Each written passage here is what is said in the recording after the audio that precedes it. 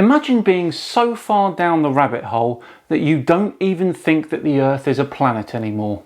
Well, ODD TV seems to be that person. In an incredulity-fueled video, he lays it all out for us. The question is, are we presented with anything new?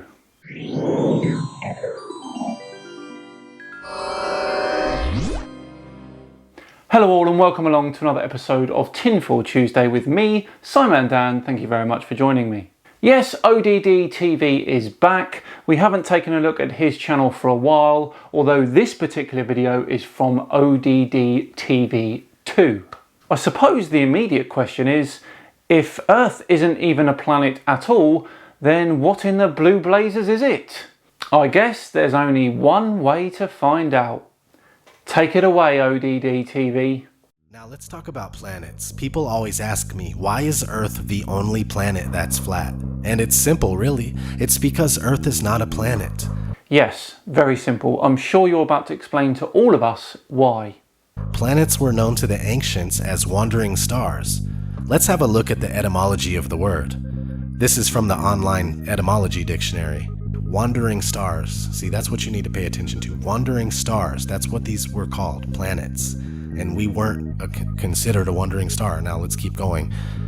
From planetsthai to wander, so called because they have apparent motion unlike the fixed stars. Originally included also the sun and moon. Yes, because we are viewing those stars from Earth. When we realise that these are actually planetary bodies orbiting the sun and that we ourselves were also orbiting the sun, then we could call Earth a planet. Okay, so they move in a completely different way than the regular uniform stars that all move the exact same. Originally included the sun and moon. Also, Earth was originally not included because it's not a planet, it's a plane. Yes, because we're on Earth. How hard is that to understand? Perhaps I should have included this video in a Flat Earth Friday, but the whole anti-space Earth isn't even a planet was a little bit too tinfoily for my liking. You can find the planets of the universe encoded in our weekdays. Sunday is Sun. Monday is Moon. Tuesday is Mars. Wednesday is Mercury. Thursday is Jupiter. Friday is Venus. Saturday is Saturn. All 7 wandering stars are accounted for. You're probably wondering about Uranus, Neptune and Pluto. Well, as you may know, Pluto was demoted from planet status in 2006, and there is much debate online as to whether Uranus and Neptune should even be considered. If not, then we are back at 6 planets, but that's including the Earth. Take away the Earth because it's not a planet and add the Sun and Moon back in, and we're back at the original 7 planets. What? That makes absolute no sense at all. First off, Neptune and Uranus are planets, and the Sun and the Moon are not. The modern definition of a planet, as described by the International Astronomical Union, is as follows. A planet is a celestial body which 1 is in orbit around the Sun, 2 has sufficient mass to assume hydrostatic equilibrium, a nearly round shape, and 3 has cleared the neighbourhood around its orbit. Now let's have a look at what we are told the solar system looks like.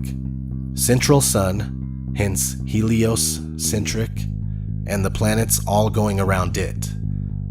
Now, just like pictures of the Earth, you can't find any real pictures of the so-called solar system. Here's what you get when you do a search for real pictures of the solar system. A bunch of cartoons. Clearly you don't understand how big the solar system is. Expecting all of the planets to be in one picture and for them to be big enough for us to see is preposterous. The Earth is officially classified as an oblate spheroid, meaning that it's bulging at the equator and it's flattened out at the poles. Here's a short clip with Neil deGrasse Tyson.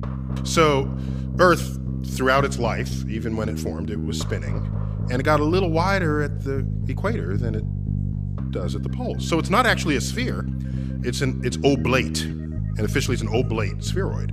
That's what we call it. But not only that, it's slightly wider below the equator than above the equator. A little chubbier. A little chubbier. Yeah. Chubby's a good way. It's like pear-shaped. It's like pear-shaped. It's like pear-shaped. Did you hear that? Neil said slightly. That means not very much. And stupid pictures like that just make you look silly. So apparently it's a pear-shaped oblate spheroid. Sounds fine to me, but there seems to be issues when NASA puts out images of the Earth. They're always perfect spheres, and some of these are claimed to be single shots. But are they perfect spheres though? Because actually the oblateness of Earth is so slight that it's not even detectable with the eye. So... Not only that, but the images that NASA gives us are never really consistent. Here's 3 separate NASA images of the Earth, and North America is a different size on each one. How many times do I have to debunk this one? Here it is again for you, ODD. Okay, so here we have my globe, and at this one I'm really far away from the globe and I'm zooming in on it from a distance. That means I can see more of the kind of outside of the globe around the North American continent. On this one, you can see I'm right next to the globe, literally right up next to it, which means I can't see as much of the edges of the globe as I could before, and that means we can see a larger North American continent. Same globe, 2 different ways of taking a photo. It's quite clear.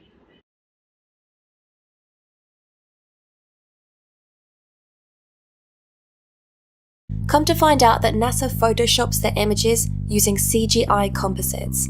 In 2002, Blue Marble 2.0, NASA's Rob Simon made this.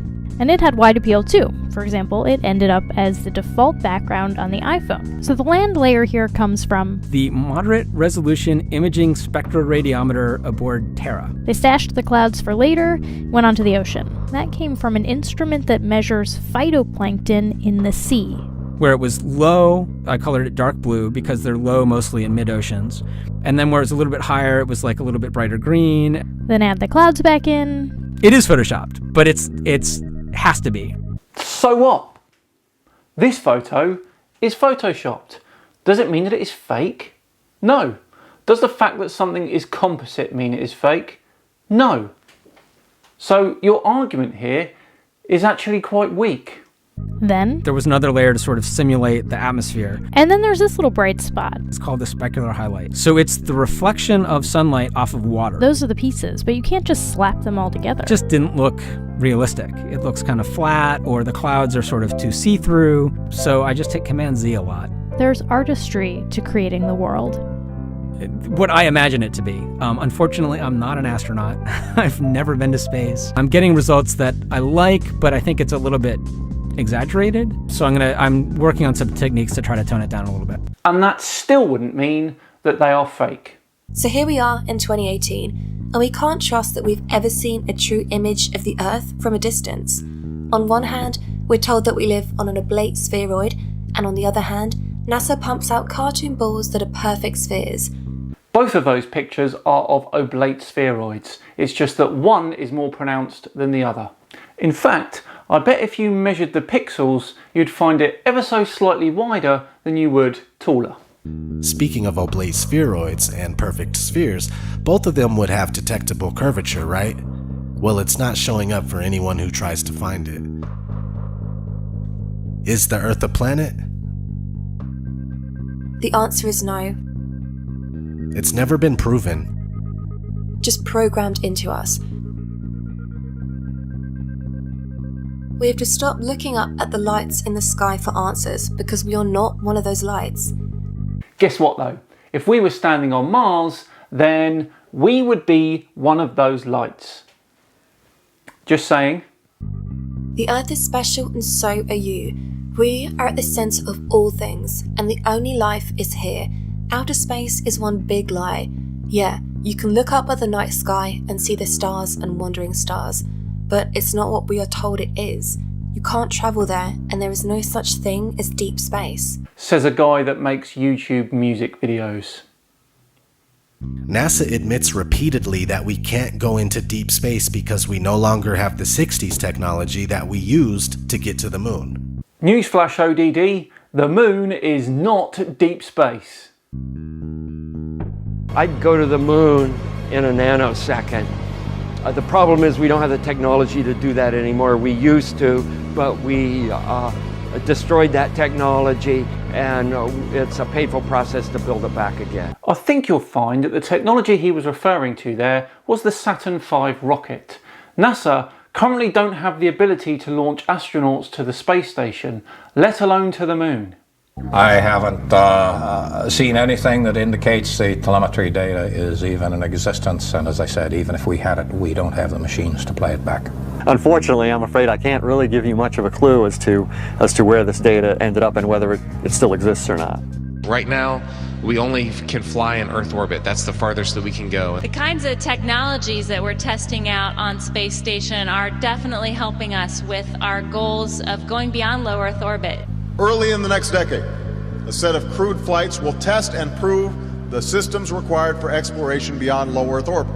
And this is really the beginning, I think, of human beings leaving low Earth orbit. And what has that got to do with anything? So what? See, can't go past low Earth orbit. That equals can't get past the barrier, also known as the dome or the firmament. Yeah, that's exactly what it means. If you look up how many people have been to space, here's what you get. Of the 536, 3 people completed only a suborbital flight.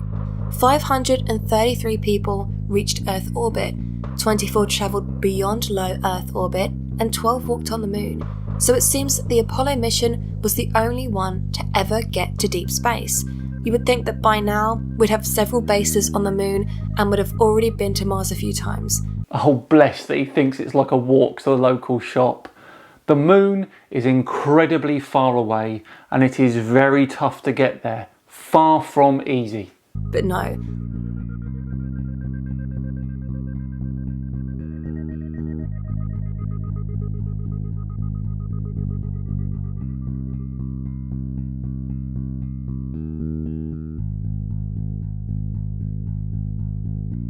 The spherical Earth paradigm is very new on the timeline of man. Again, here is a few of the cosmologies of the ancients. The people of today have been taught that many of these ancient cultures were primitive and stupid. The fact is, they were more in touch with reality back then. We are completely out of touch with reality, and it's by design. Right, out of touch with reality. People have actually seen the Earth with their own eyes. The ancient groups that you talk of, they just made up stories. Wow, how many times can they dress up the same old arguments and parade it as something else? The mind boggles. Right, that wraps up today's Tinfoil Tuesday. I do hope you enjoyed it. If you did, then please do like and subscribe. It'd be thoroughly appreciated. I've been Simon Dan. Have yourselves a great week, and I'll see you all on Friday for the return of the Flat Earth Brothers. See you all then.